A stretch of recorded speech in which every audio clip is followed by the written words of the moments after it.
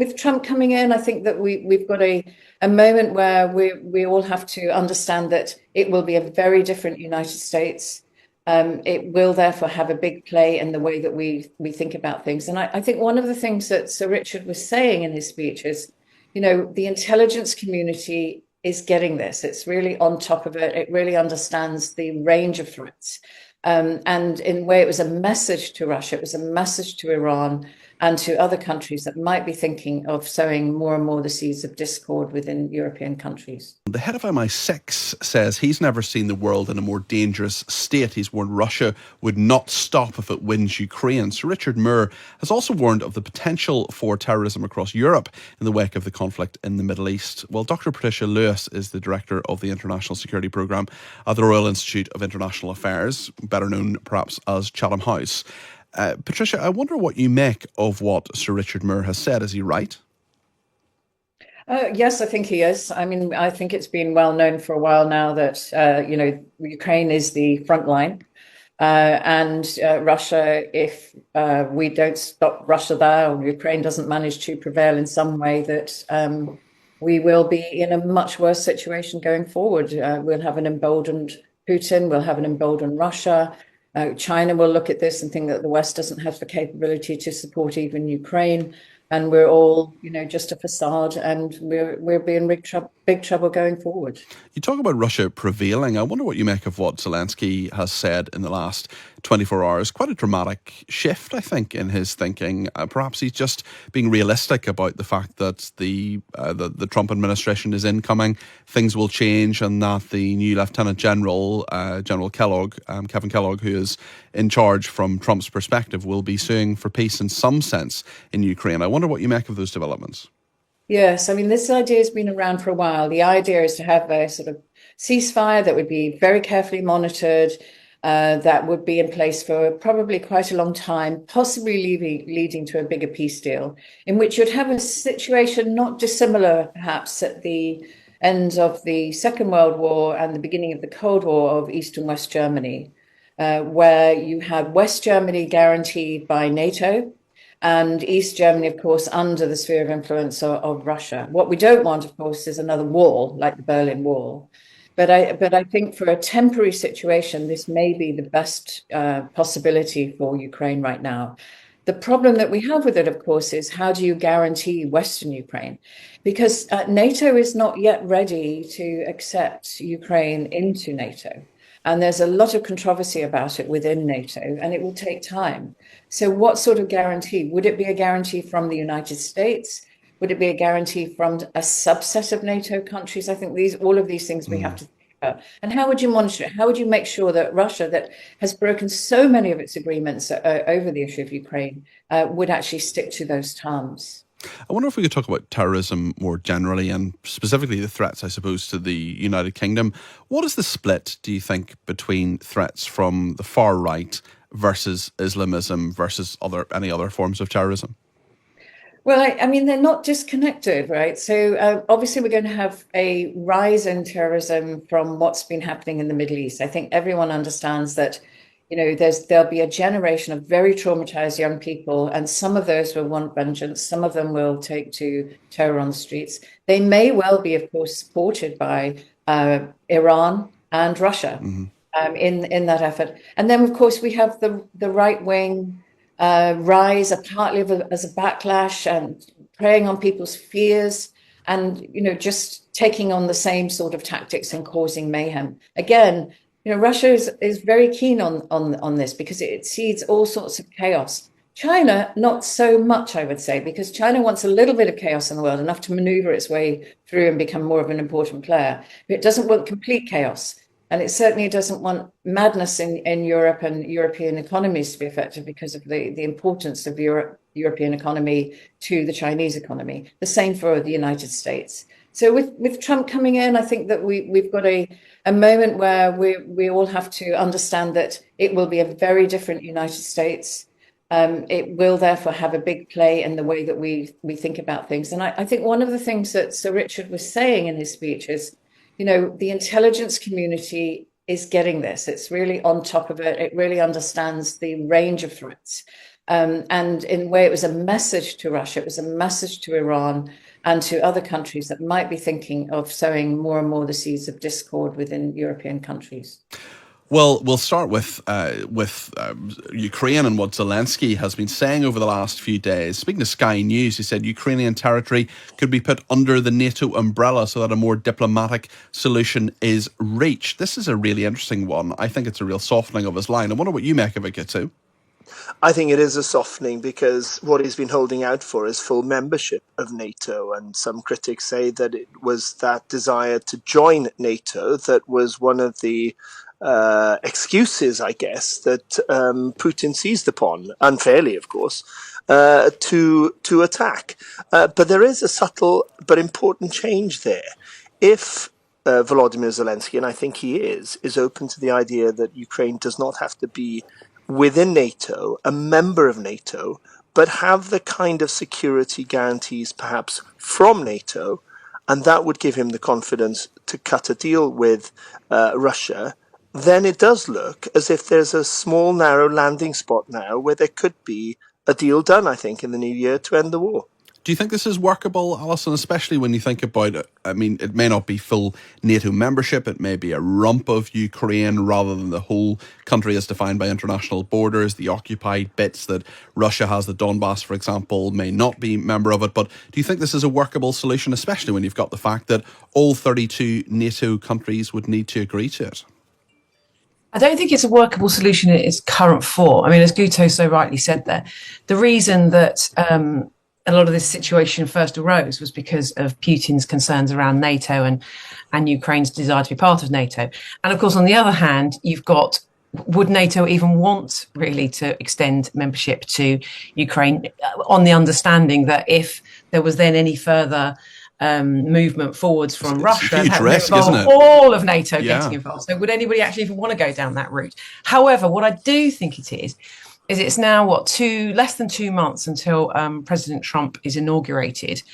And at that point, the real deal making is going to become. And I think what this is from Zelensky is a kind of an opening gambit. It's quite interesting. I think in that interview, he said that he very much wanted to be dealing with President Trump direct. And I think he probably does think, right, here's a guy that's going to come in. He has already committed to trying to achieve a deal. He wants to be part of that negotiations rather than kind of getting sidelined out of those negotiations. So here's his opening gambit. And the other thing you've got to remember as well is Zelensky's popularity is lessening within Ukraine. People are very war weary, as you completely can understand. And he's going to have to start looking for some pragmatic solutions, however painful some of those may appear. Some would argue as well that actually his negotiating position was a lot stronger perhaps a year ago. So do you think the time has come to sue for peace?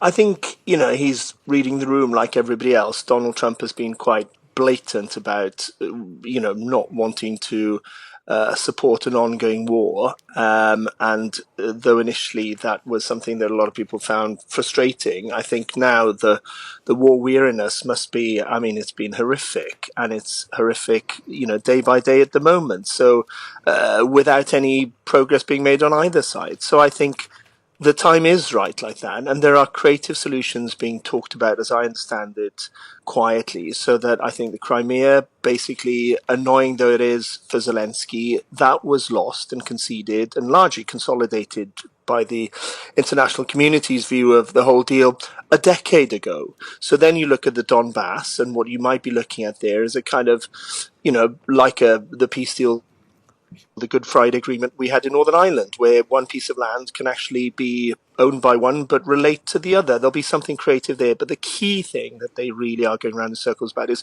what does a security guarantee look like for Zelensky and for Ukraine after all this pain, unless it involves membership in NATO? I think quietly they know they're not going to be a member of NATO. So how can they feel that when they cut a deal, they are not leaving themselves vulnerable to another attack like this? They're perfectly entitled. Indeed, they need to sort of insist on that being rock solid.